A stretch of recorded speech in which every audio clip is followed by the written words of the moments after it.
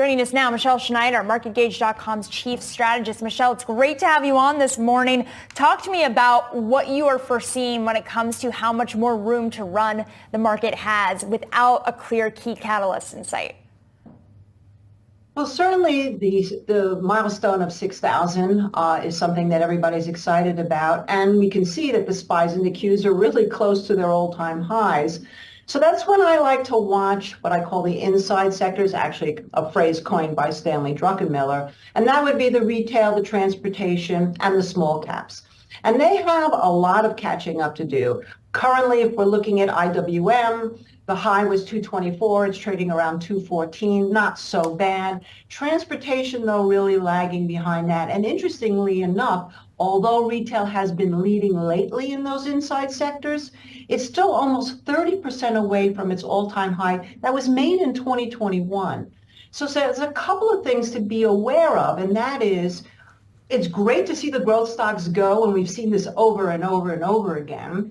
But we really need to see things that will actually stimulate the economy participate. And of course, that would be manufacturing, most importantly, the consumer, and then how robust goods and services are moving. And we're not seeing that yet. So I'm cautious here in terms of adding risk.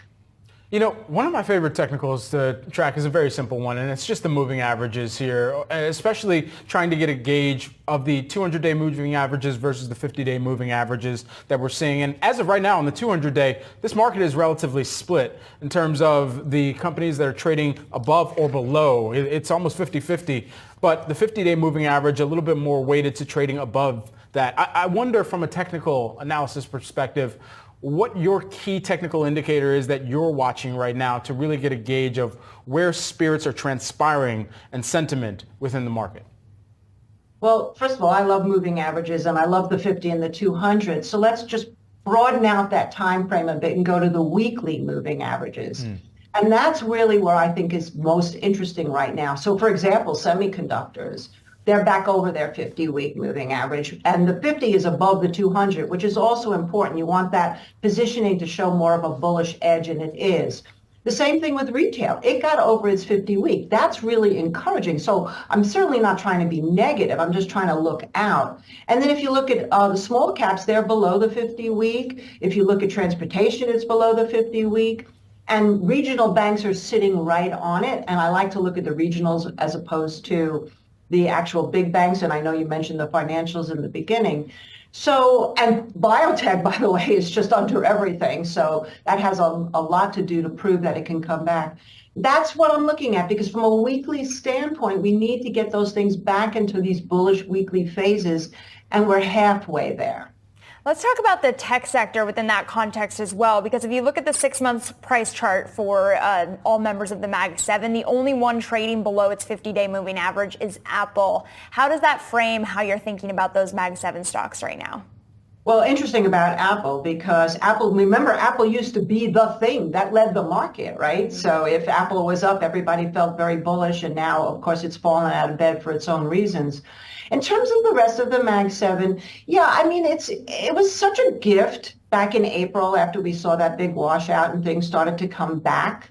And using Brad's 50-day moving average, especially when they were clearing the 50-day moving average, if we're looking at NVIDIA, I'm a little bit concerned about piling in right now in that area. I think there are other areas of the market that are far more interesting to me that have a much more limited risk and a much greater upside potential. Mish, while we have you here, I just got a note that came across from UBS in my inbox, and they're talking specifically about stability and how the markets should be evaluating stability in the U.S.-China trade relationship here as negotiations continue to move forward.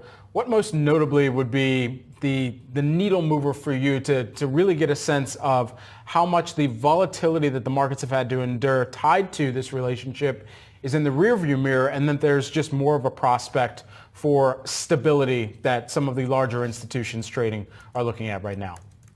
Well, I believe that it's already in the rearview mirror and has been. So now it would have to be something really dramatic, like they don't come to the table and Trump goes back to threatening huge tariffs to shake the market up. I think the market is anticipating anyway, the worst is over. So that's kind of how we're going. It's The tariffs are there. I think the biggest impact of the tariffs right now is that we haven't really seen how they will reflect in price as we're going into some of the inflation indicators, PPI, CPI this week. And I think that's what you have to keep an eye on, especially since you're looking at a lot of commodities here. Listen, if China and U.S. play nice, that would be good for commodities. If they don't play nice, that may also be good for commodities. And that's why I don't like anyone to forget that conversation right now. That's where there is a tremendous potential opportunity. Not only could we see both the market and commodities go up, but we can also see at some point that split. So China's there, but it's more about how cooperative they are and how much they're going to need from us. They've already split to other areas or not. But I'm not too worried at this point. Mish, thanks so much for taking some time just after the opening bell. Good to see you. Thank you. Great to see you.